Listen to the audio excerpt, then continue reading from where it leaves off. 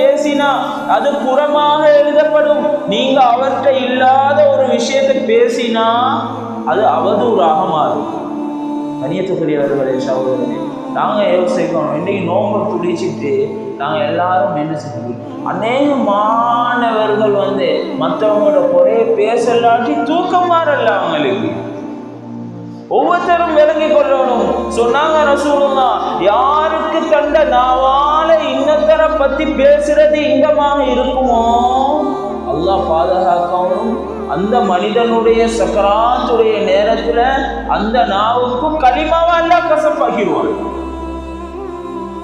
இன்னத்தர குறை யாருக்கு பேசுறது இன்பமாக இருக்குமோ சக்கராத்துடைய நேரத்துல எங்களுக்கு களிமா கசப்பாகும்.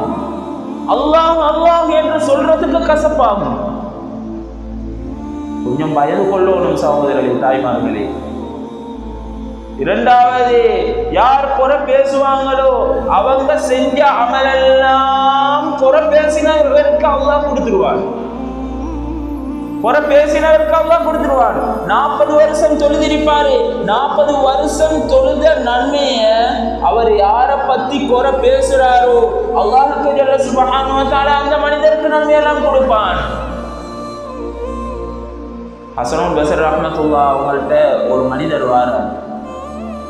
வந்து சொல்றாரு, ஹஸனுல் பஸரி ரஹ்மத்துல்லாஹ் அவங்களே, உங்களை பத்தி 2 பேர் குறை பேசி கொண்டு இருக்கிறாங்க, உங்களை பத்தி பேசி கொண்டு இருக்கிறாங்க.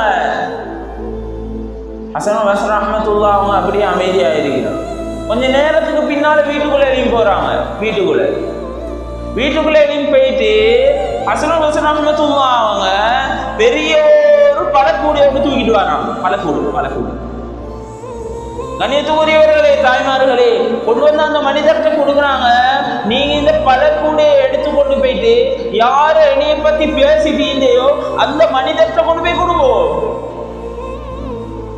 அந்த மனிதர்கிட்ட கொடுங்கோ.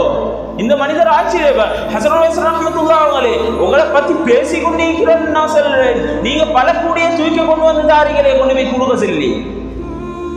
ஹஸனுல் பஸரி ரஹ்மத்துல்லாஹ் அவங்க சொன்னாங்க, இந்த மனிதர்கிட்ட என்ன காரணம்னு சொல்லி அந்த மனிதர் கேட்கிறாரு.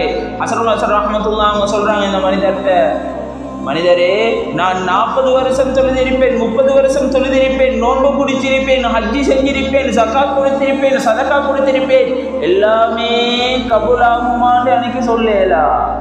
ஆனா அந்த மனிதர் 2 பேரும் பேசினாங்களே, அவங்களோட நன்மைகள் எல்லாமே எனக்கு வரும்னு சொல்லி எனக்கு தெரியும். அதனால இந்த பழக்கூடைய நான் மகிழ்ச்சியாக சந்தோஷமான நிலைமையில் இந்த பழக்கூடையதாரேன் கொண்டு போயிட்டு அந்த மனிதர் அல்லாஹ் பாதுகாக்கணும். சகோதரர்களே, நாங்க செஞ்ச அமல் எல்லாத்தையும் நாங்க யாரை பத்தி பேசுறோமோ அவங்களுக்கு அல்லாஹ் கொடுத்துருவார்.